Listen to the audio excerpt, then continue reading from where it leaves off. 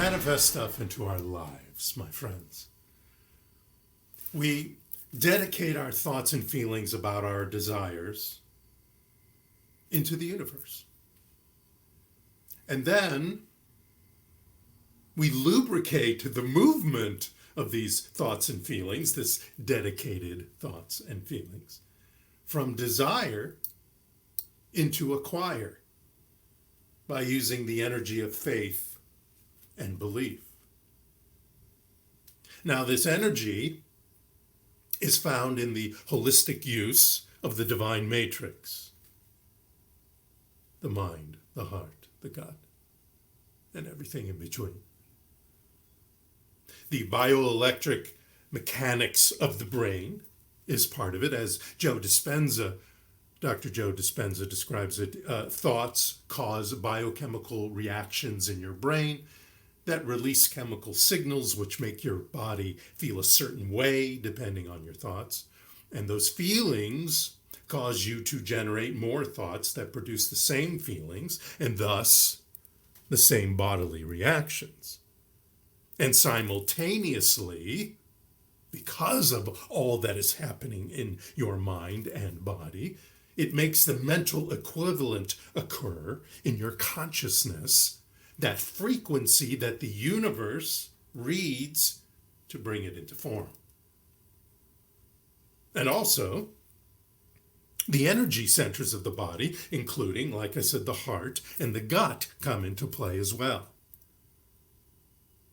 Because all of that has their own minds, you might say, going, its own neurological synapses happening and speaking to each other, stimulating the endocrine system, which is that collection of glands that produces hormones and regulates our metabolism, our sleep, our mood, that inspires our imagination, that makes our body sizzle with the revelation of the divinity that is within us, vibrating at that speed. This month, we've been talking about living a consecrated life. And living a consecrated life prepares us to lock into that frequency that Einstein and Tesla always talk about, that everything is frequency and everything is energy. And when we lock into that frequency through the energy that we are, we manifest things into our lives. We manifest experiences into our lives. And we do that by, one, communing with nature and the divine presence, which, depending on your definition, is one and the same. God is the source of all that is and is all that is. And you can call it whatever you want. I'm just using the word God. The term matters not. And everything in the universe is made of that God stuff. And we each are a unique, individualized expression of that God stuff. We are a multiplicity in the unity, you might say. And in this oneness, in this community, in this multiplicity, we each share our time, talent, and treasure in life. Number two, taking heed to the constant call of the divine urge. That's another way to be living a consecrated life. Listening for those subtle universal cues, those red flags sometimes. And using the idea, the query of, is this a constructive idea or a destructive idea? To decide, to determine if it's coming from our ego, meaning edging God out, that ego that's all about me, and nobody else. That ego that is full of fear and lack and limitation. Or is it from our higher self, which is more constructive ideas that come into our mind and our heart through our gut? And number three, to live a consecrated life, you dedicate your most sacred self to living the high life. Or better said, the highest life. Not the high life as in partying and fashionable clothing and bling and all that stuff, but the highest life. Ernest Holmes said the ultimate goal of life is complete emancipation from all discord in every nature. Complete emancipation from all discord in every nature. Now, this discord could be large, could be small. This discord may affect us directly or may affect us indirectly, but our how we deal with that comes through how consecrated our life is. By nourishing ourselves with healthful food, positive, loving, prosperous ideas, thoughts, and feelings, by taking wise, bold, and optimized strategies of action, by quieting the chattering mind, and everybody, I do too, has chattering minds. And when those show up with destructive ideas in that chattering mind, that whirling dervish, that monkey mind, we step up to it with thankful attention, thankful that it showed up. We don't need to be mad at the chattering mind. Be thankful that it showed up. Give it attention. And while you're giving it attention and thanking it, also question it. Push it back. Why are you here? What are you trying to tell me? Thanks for coming, but what are you trying to tell me? I'm not going to allow you to take things over. I just want to know what you're trying to tell me, and I will deal with it. It's a self-parenting kind of thing. Also, laughing and loving. A life daily of laughing and loving is a consecrated life. Clearing the corrosion of the mind, especially when monkey mind is a little too prevalent, which happens sometimes.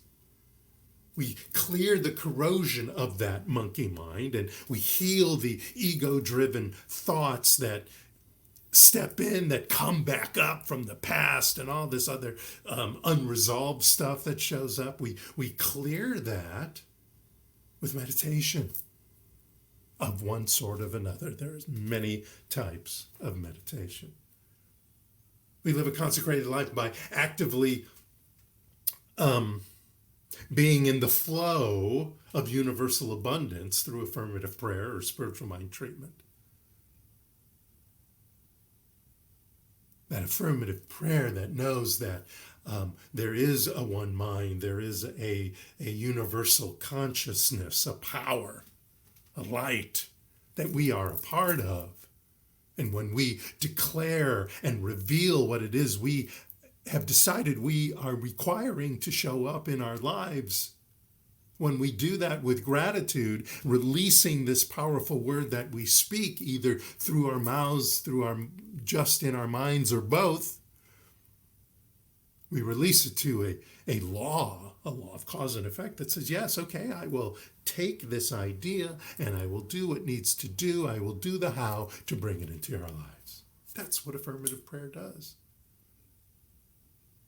We live a consecrated life by filling our consciousness with healthy and wise readings, especially before going to sleep, especially when we first wake up. Our minds are so open and ready, even right before you go to sleep, because this tiredness that you have actually opens up your mind a little bit. Allows what you enter into it before you fall to sleep to float around during the sleeping time. And when you wake up, your mind is just open. You may not be awake. I understand the idea of you don't feel awake, but your mind is open and ready to receive still, because you've just come out of that fully open sleep REM situation. So that's a great time to fill it with healthy and wise readings, or being here when you're awake. Don't come here when you're asleep. I may not be here. Practicing radical forgiveness. There's another way to consecrate your life. Practicing radical forgiveness to all, for all, especially yourself. Or as Dr. Walker used to say, get over it, Blanche. You know, when we don't forgive, That doesn't mean we necessarily forget or condone. But when we don't forgive, the person who really gets the negative energy from that is you, is me. And finally, getting our butts in nature, getting our toes in the sand, getting our feet, bare feet, touching Mother Earth. That's a way to consecrate our lives. All of these things. Now, you may come back to me with, what about with what's going on now? What's happening now? How am I going to do that? This is a time of crisis, there's stress, there's trauma. My world is upside down like a cyclone. I get it. I understand it. Let me read you something from the Science of Mind book. As human beings, we have free will and can choose how we relate to what we experience. We can choose how we relate to what we experience, whether it be positive or negative. The same principle that brings us freedom, prosperity, and joy also allows us to experience bondage, lack, or misery according to our consciousness. There are many people who have wonderful, prosperous lives financially, but have miserable lives beyond that. For many reasons, but part of it is how they're relating to this grand, abundant experience of financial prosperity. So financial prosperity can be positive or negative. So too, what happens to us during this pandemic. What happens to us in any trauma or stress, big or small. It's how we relate to what we experience. It's reminding me of an old religious tune. Amazing grace, how sweet the sound that saved a wretch like me. Now, like I've said before, it's not talking about a wretched person. A wretch like me is not I'm a wretched person, but a person that has wretched thoughts about wretched conditions that are going on, how I am relating to the conditions going on. That's what a wretch like me means.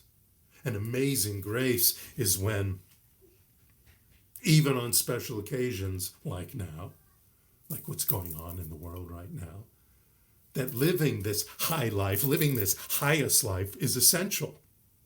To never compromise the divine principle. As the Tom Waits song says, wherever you may wander, wherever you may roam, always keep a diamond in your mind. A diamond mind is actually a Buddhist concept. And there's a woman whose name actually is Mila Diamond. And she wrote, we all have a seed of diamond mind, a state of heightened clarity, alertness, and complete congruity. When you are in the state of diamond mind, you find yourself in the right place at the right time with the right people, in noticing the right opportunities and finding genius solutions. The right path unfolds before you. You feel empowered like a perfectly cut diamond. It is luminous and strong. As co-creators in this universe, which is what we are doing, we are co-creating our experiences with the universe, with the power of the law of cause and effects. What we deeply believe and what we claim for ourselves and for the world has impact on ourselves and the world.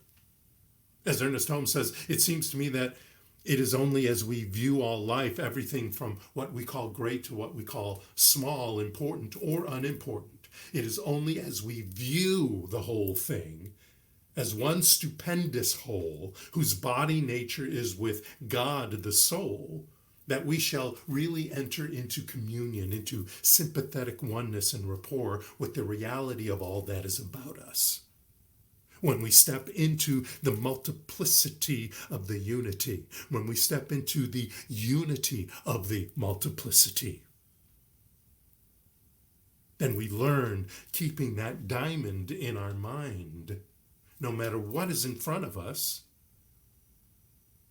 we learn to continue to relate to what is going on from the highest point in our consciousness. We remember our own worth, what we are, who we are, and our value.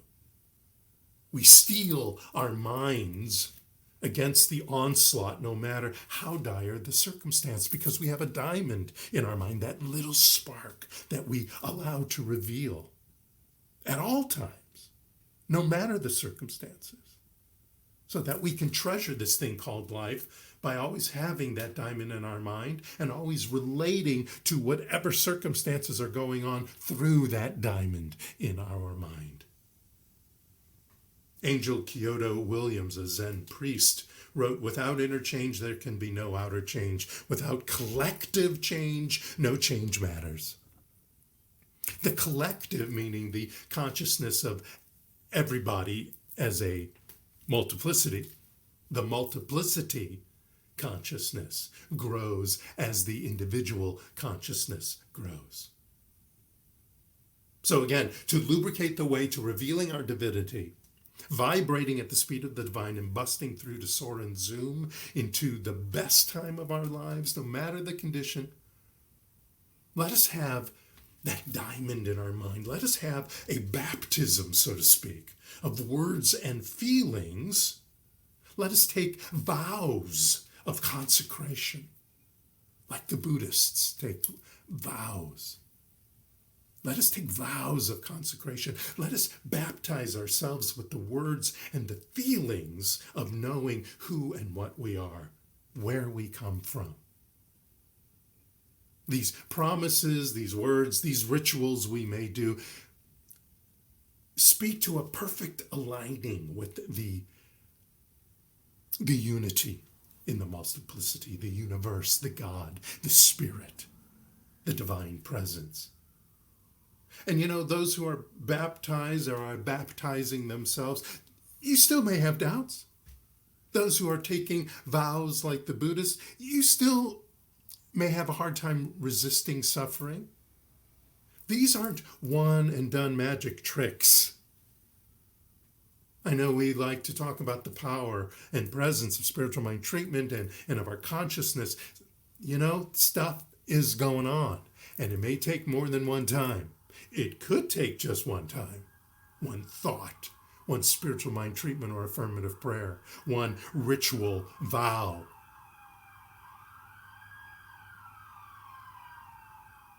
But it may take more. It may take several. But there's always that diamond in the mind. There's always that divinity there ready to be revealed. We are meant to return to these vows. We are meant to return to these ideas, this consciousness, this with the diamond in our mind as a way of life. It's part of our journey. We don't go back. We always go forward. I found this great Episcopal priest, her writings. I've ordered a book of hers because I so enjoyed some of her writings that I've seen. And she's written dozens of books. Her name is Barbara Brown Taylor. I believe she lives in South Carolina right now. She's an Episcopal priest, professor, author, theologian, and was one of the 2014 Time magazine most influential people in the world 100 list. And she wrote, "Anyone can ask and anyone can bless, whether anyone has authorized you to do it or not. You don't need authorization because you automatically have it. All I am saying is that the world needs you to do this because there is a real shortage of people willing to kneel wherever they are and recognize the holiness, holding its sometimes bony, often tender, always life-giving hand above their heads. That we are able to bless one another at all is evidence that we have been blessed, whether we can remember it or not. That we are willing to bless one another is miracle enough to stagger the very stars." Oh, isn't that great? We're all there. We're all blessed. We can get on our knees physically or metaphysically. And know that we are already blessed to reveal the divinity at all times, at any time, anywhere, to be consecrated in our lives. There's always a glimmer of light available. Fill up your spiritual bank with constant, highest ideas. Because when you dedicate your thoughts and feelings to that which you desire, and lubricate the movement of these thoughts and feelings from desire to acquire by using the energy of faith and belief, by tapping into that diamond that is always in your mind, by remembering who you are, you will find yourself living a consecrated, happy, joyous, prosperous, healthy, creative, and loving life, no matter the circumstances. Thank you so much. Namaste.